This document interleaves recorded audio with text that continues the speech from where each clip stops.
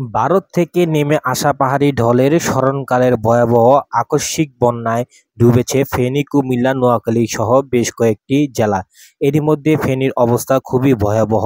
ফেনীর দাগনভূঞা উত্তরাঞ্চলে আটকে পড়া পানিবন্দী মানুষের উদ্ধার কাজে এগিয়ে এসেছে বিডি নারী কল্যাণ সংস্থার সদস্যরা। ইতিমধ্যে পানিবন্দী অবস্থায় থাকা লোকজনদের উদ্ধার করে নিয়ে যাওয়া হচ্ছে নিরাপদ স্থানে, কিন্তু সেখানে বোট ও নৌকা এবং প্রয়োজনীয় শুকনো খাবার না থাকায় পড়তে হচ্ছে তাদেরকে বিপাকে।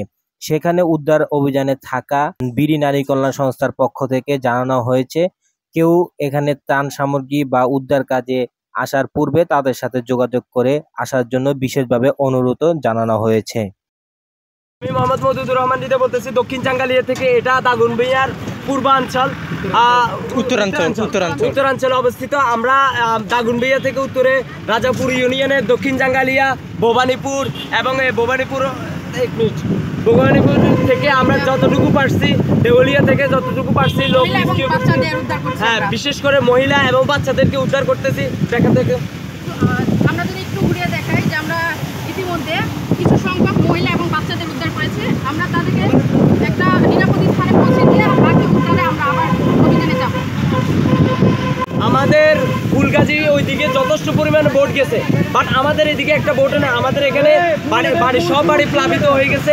আমাদের বোট প্রয়োজন, আমাদের দাগনভূঞাতে বোট প্রয়োজন, সর্বোচ্চ বোট প্রয়োজন। আপনারা যারা আমাদেরকে বোট পাঠাতে পারবেন অবশ্যই বোট পাঠান। আমাদের এক দুইটা বোট দিয়ে হবে না, আমাদের কম করে 40 থেকে 50টা বোট লাগবে। আমি যদি একটু আমার পেছনে দেখাই, এই এলাকাটা পুরোটা হচ্ছে প্রতিনিয়ত পানির স্রোতের কারণে এলাকা ডুবে গেছে।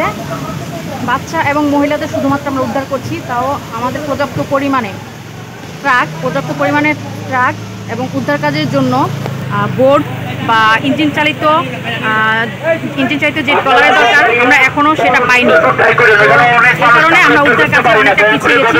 আমি সকলের কাছে আবেদন করছি যে আপনারা যারা ঢাকা, নারায়ণগঞ্জ এবং সারা দেশ থেকে রওনা দিচ্ছেন, তারা অবশ্যই ফেনীর দাগনভূঞা 0 পয়েন্টে এসে আমার নাম্বার দেয়া থাকবে, আমার সাথে যোগাযোগ করে 0 পয়েন্ট আসলে আমরা এখান থেকে আপনাদের নিয়ে আসবো। অবশ্যই আমাদের জন্য একটা ইঞ্জিন চালিত ট্রলার বা স্পিড বোট দরকার, এবং ট্রাকগুলোও আমাদের অনেকটা কাজে এগিয়ে আসবে, উদ্ধার কাজে অনেকটা এগিয়ে আসবে।